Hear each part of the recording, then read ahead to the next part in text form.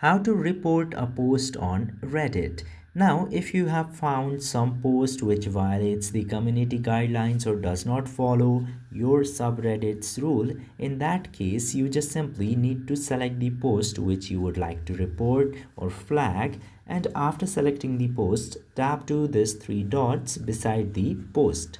After tapping in there, you will get to see a bunch of options, and one of them is report. Tap to report button, and then you can select the criteria of the violence that the post did. For example, let's say hate, and then tap to submit. And whenever Reddit's review your report, and if it is authentic, they will take a proper action against the poster. Otherwise, nothing will happen. So this is how you can very easily submit a report to Reddit team for any of the post. I hope this video was informative to you. If yes, don't forget to hit that subscribe button.